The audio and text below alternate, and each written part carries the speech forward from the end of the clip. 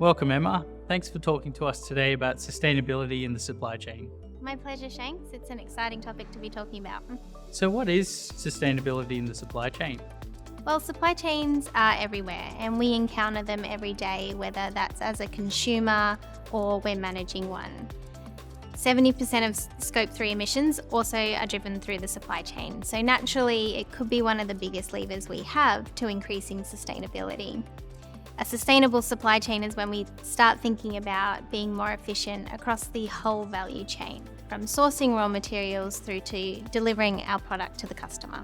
You mentioned 70% of carbon emissions there. Is it all about emissions reduction? Well, often when we think about sustainability, we naturally think about environmental impacts. But to truly be sustainable, we need to take a more holistic approach and start thinking about the technology and processes that underpin our operations. When we do that, that's when we can understand where are we having the most impact, but also where is the opportunity to increase our sustainability. Fantastic. And what might be some examples that business leaders can commit to in terms of supply chain sustainability? Well, there's a variety of practices depending on the sector. For example, in manufacturing, you can think about where are you sourcing your raw materials and also how are you sourcing them. For a retailer, looking at biodegradable or eco-friendly materials when we're packaging up a product. Regardless of sector though, reducing waste across the value chain is critical.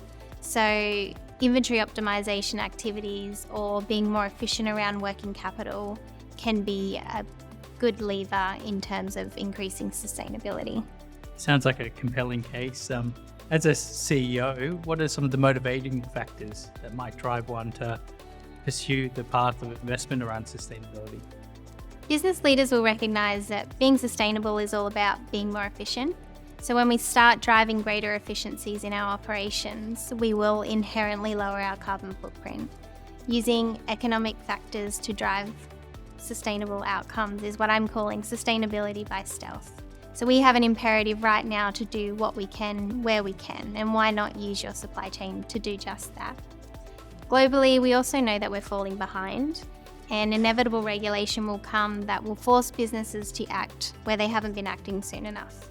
We saw it with modern slavery legislation a few years ago, and it's starting to emerge now with Scope 3 emissions reporting. Customers also have a greater expectation on a business around their transparency and commitment to environmentally friendly practices. So brand reputation and customer loyalty are on the line. Some great insights there, Emma. Where would one start if they were to commit to this journey?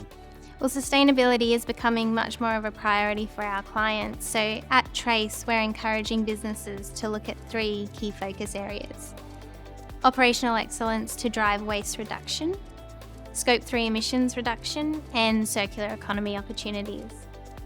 Thank you, Emma. It's been a pleasure talking to you today about supply chain sustainability.